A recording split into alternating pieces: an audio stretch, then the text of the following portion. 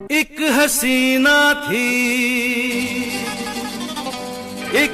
दोस्तों ये दास्तां है 70 और 80 के दशक के उस मासूम अभिनेता की जिसने हिंदी सिनेमा में एंट्री कर वो पहचान और वो स्टारडम हासिल किया जिसे आज तक पूरी दुनिया याद करती है। तुम्हारी पलकों की झिलमनों में ये क्या। दोस्तों इस अभिनेता के अभिनय का बॉलीवुड फिल्म इंडस्ट्री में वो जादू था जिसने 80 के दशक में बड़े बड़े एक्टर्स और एक्ट्रेस को इन्होंने अपना दीवाना बना दिया। चली आएगी नैनों में नींद नहीं आए। पर दोस्तों कैसे इस अभिनेता ने कामयाबी तो हासिल की, पर ऐसा क्या हुआ इनकी जिंदगी में कि इस अभिनेता की जिंदगी बन गई खुद के जीवन के लिए सजा, और क्यों आज तक भुगत रहा है ये एक्टर सजा, और क्यों इस अभिनेता को हिंदी सिनेमा से बाहर कर दिया गया, और कैसे मुसीबत के समय इनकी पत्नी ने इन्हें छोड़कर किसी और से शादी कर ली, और क्यों इस अभिनेता को जाना पड़ा कानून के शिकंजे में, और क्यों यह अभिनेता विदेश चला गया, और क्यों यह अभिनेता विदेश में टैक्सी चलाने लगा, और कैसे हो गया ये अभिनेता पागल, और कैसे इनको ढूंढने के लिए एक्ट्रेस दीप्ति नवल और ऋषि कपूर को चलाना पड़ा खोज अभियान, और किसने इन्हें 27 साल तक अपनी कैद में रखा। जानेंगे और भी बहुत कुछ। तो नमस्कार दोस्तों, स्वागत है आपका हमारे YouTube channel the Bollywood vibes में। दोस्तों आज हम इस वीडियो में बात करेंगे राज किरण की, जिसने फिल्मों में कदम रखकर अपने अच्छे अभिनय से लोगों का दिल जीता और अपनी अदाकारी से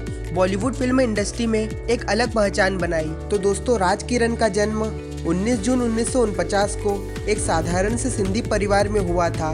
इन्होंने अपने माता पिता के बारे में ज़्यादा कुछ बताया नहीं, तो जाहिर तौर पर इसकी जानकारी अपर्याप्त है। इन्होंने अपनी स्कूल और कॉलेज की पढ़ाई मुंबई से पूरी की और ये पढ़ाई में अच्छे छात्र रहे हैं। स्कूल के दिनों में ही कई ये नाटकों में हिस्सा लिया करते थे, और धीरे धीरे आगे चलकर राज किरण स्टेज प्रोग्राम और नाटकों में पूरी तरह रम गए, और आगे इन्होंने अपनी कॉलेज के वार्षिक उत्सव में हिस्सा लिया, जिसमें मुख्य अतिथि के तौर पर सिनेमा के मशहूर डायरेक्टर बी.आर. इशारा आए थे। और शो खत्म होने के बाद राज किरण एकदम से बी.आर. इशारा के पास चले गए और उनसे बोला कि आपकी फिल्म में काम करना चाहता हूँ, लेकिन वहाँ खड़े लोगों ने इनको हटा दिया। लेकिन बी.आर. जी राज किरण के इस तरह के विश्वास को देखकर काफी प्रभावित हुए, और इस प्रोग्राम की ठीक 4 महीने बाद बी.आर. इशारा ने राज किरण को अपनी फिल्म कागज की नाव में कास्ट कर लिया, और राज के साथ साथ मशहूर अभिनेत्री सारिका ने भी अपने फिल्म करियर की शुरुआत की। हालांकि यह फिल्म ज्यादा कामयाब नहीं हुई, लेकिन इस फिल्म से सारिका और राज किरण ने हिंदी सिनेमा के निर्माताओं का ध्यान अपनी तरफ जरूर खींचा।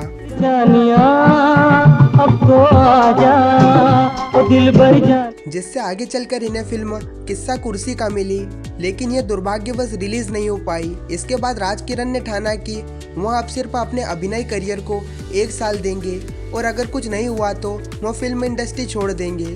लेकिन ऐसा नहीं हुआ, और 1980 में राज की 1 या 2 नहीं बल्कि पूरी 8 फिल्में रिलीज हुई, जिसमें शामिल थी मनोकामना, मान अभिमान, ये कैसा इंसाफ, बुलंदी, साजन मेरे साजन जैसी फिल्में शामिल रही, और उनमें राज किरण को खूब पसंद किया गया। इन फिल्मों में राज किरण की एक ऐसी फिल्म भी थी जिसने राज किरण को एक सुपर हीरो बना दिया था, और वो थी कर्ज। हसीना थी एक। इसके बाद राज किरण एक और फिल्म अर्थ में नजर आए, जिसे महेश भट्ट द्वारा निर्देशित किया गया था, और इस फिल्म में मुख्य भूमिका में नजर आए थे प्रवीण बॉबी, नसीरुद्दीन शाह, कुलभूषण खरबत्रा और शबाना आजमी जैसे सितारे। और आगे चलकर इन्होंने कई बड़े बड़े फिल्म डायरेक्टरों और कई बड़ी अभिनेताओं और अभिनेत्रियों के साथ काम किया, और इसी कामयाबी के चलते इन्होंने हिंदी सिनेमा में मजदूर, घर एक मंदिर, राज तिलक, अर्जुन, तेरी मेहरबानियाँ, प्यार का मंदिर, घर हो तो ऐसा, प्यार के देवता जैसी सुपरहिट फिल्में दर्शकों को दी।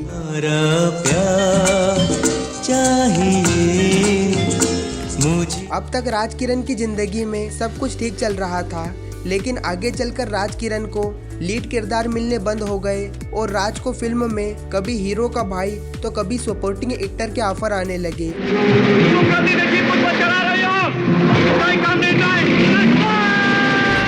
और यह उस समय काफी ज्यादा परेशान रहने लगे, क्योंकि इन्हें नायक से खलनायक बनाना अखर रहा था, और समय की बुरी मार से 90 के दशक तक आते आते इन्हें काम मिलना बिल्कुल बंद हो गया। और अब राज किरण मजबूरी में बी और सी ग्रेड की फिल्मों में काम करने लगे और इन्होंने छोटे पर्दे पर भी कदम रखा और शेखर सुमन की टीवी शो में रिपोर्टर के तौर पर भी काम किया। में हमारा मिलन। अब राज किरण हर तरफ से लाचार और बेबस हो गए थे क्योंकि जो एक्टर कुछ समय पहले हर तीसरी फिल्म का हीरो बना था वह इतनी बुरी स्थिति में आएगा किसी ने नहीं सोचा था और आगे चलकर यह पूरी तरह से गायब हो गए। और 1995 में एक दिन यह खबर छपी कि बेंगलोर की सेंट्रल जेल में है। इस खबर के छपने से हिंदी सिनेमा और उनके चाहने वाले काफी हैरान थे। जब जांच पड़ताल की गई तो राज के पास कोई काम नहीं था और वह पूरी तरह से सड़क पर आ गए थे और उनकी फिल्मों ने भी उनका साथ छोड़ दिया था और उनकी पत्नी ने भी उनका साथ छोड़ दिया था और किसी और से शादी कर ली थी और उनका धोखे से घर भी हथिया लिया था। झुकी झुकी सी नजर बेकरार है फूलों से मेरी यारी है। अब राज किरण पूरी तरह से बेरोजगार थे और वो अपनी जिंदगी को उजड़ते देख रहे थे।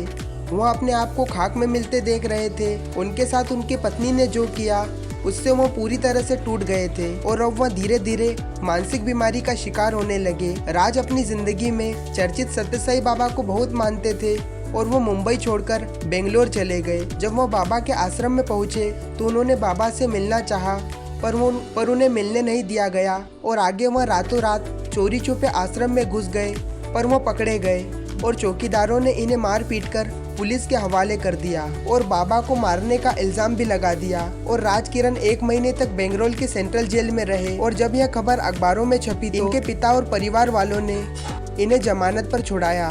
इसके बाद वह अमेरिका चले गए और उन्होंने वहां डिलीवरी बॉय के रूप में काम किया। पर जब वहां इनके बेंगलोर वाले कांड के बारे में पता चला तो उन्होंने इन्हें नौकरी से निकाल दिया। 1997 में राज किरण फिर भारत लौट आए और हिंदी सिनेमा में काम की गुहार लगाई, लेकिन उनकी जिंदगी आगे उन्हें वह दिखाने वाली थी जिसे उन्होंने कभी सोचा भी नहीं था। साल 2004 में अभिनेत्री दीप्ति नवल ने पहली बार फेसबुक के जरिए एक पोस्ट कर उनकी तलाश की और ऋषि कपूर न्यूयॉर्क जब गए थे तो उन्होंने दीप्ति नवल की पोस्ट देखी और लिहाजा ऋषि कपूर ने उनकी तलाश शुरू कर दी और उन्होंने उनके बड़े भाई से संपर्क किया। लेकिन जब उन्हें पता चला कि राज किरण अंटार्कटिका के एक पागलखाने में है तो उनके पैरों तले जमीन खिसक गई। और ऋषि कपूर ने भारत लौटकर अपने एक इंटरव्यू में कहा कि राज किरण के परिवार वालों ने उन्हें पागलखाने छोड़ दिया है और उनको उनके हाल पर छोड़ दिया है। जो एक्टर कभी लाखों दिलों की धड़कन हुआ करता था उनकी हालत देखकर अब उनकी चर्चा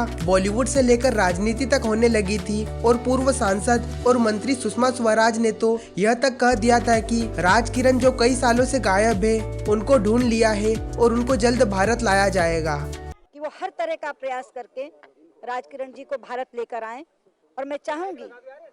लेकिन राज कपूर की बदनसीबी यहीं तक खत्म नहीं हुई और उन ऋषिका मेहतानी सबके सामने आई और उन्होंने कहा कि ऋषि कपूर ने जो कहा है वह सब झूठ है और गलत है। उनके पिता किसी पागलखाने में नहीं है बल्कि वह गुमशुदा है और हम पिछले कई सालों से उन्हें ढूंढ रहे हैं। और दोस्तों सवाल आज भी जो का तो पड़ा है कि आखिर राज किरण कहाँ और किस हालात में है। हालांकि ऋषि कपूर जो राज किरण की खबरें लाए थे उससे राज किरण के मिलने की उम्मीदें जागी थी। हालांकि इसके बाद ऐसी खबरें भी सामने आई कि राज किरण से मिलता जुलता इंसान न्यूयॉर्क की सड़कों पर मृत पाया गया, लेकिन यह सिर्फ अफवाह ही बनकर रह गया था।